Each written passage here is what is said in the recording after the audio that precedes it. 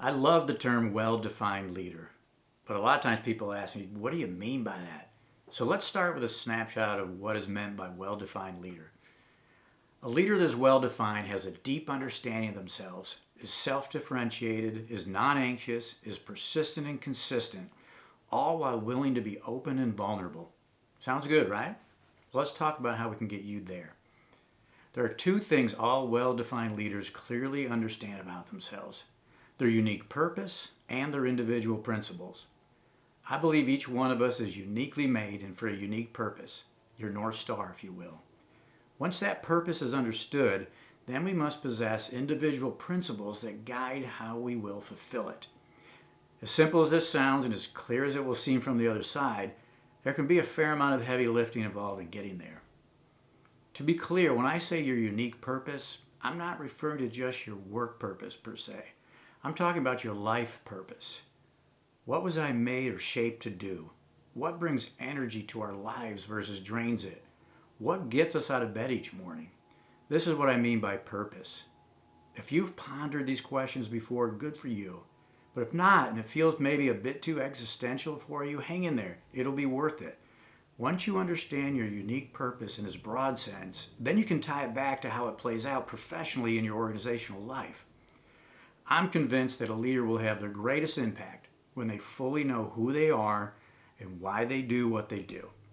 I'm also convinced through 30 plus years of personal success and failure, as well as professional observation, that this does not come easily to most leaders, or anybody for that matter.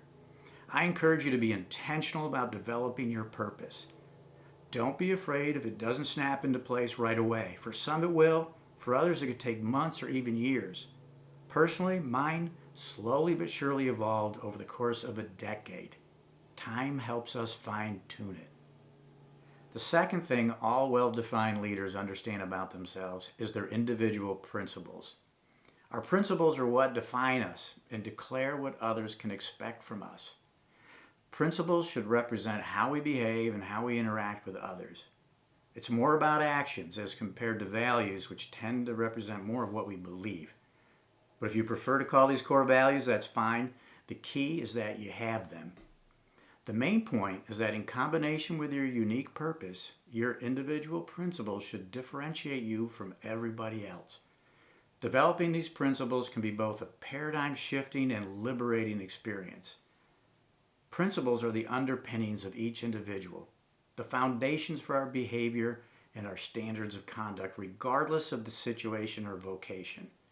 They're not up for debate or compromise. They tend to be unchanging. They represent how we want others to see and experience us.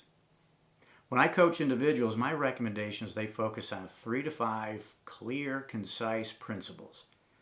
That framework requires that each principle be stated as a one-word noun.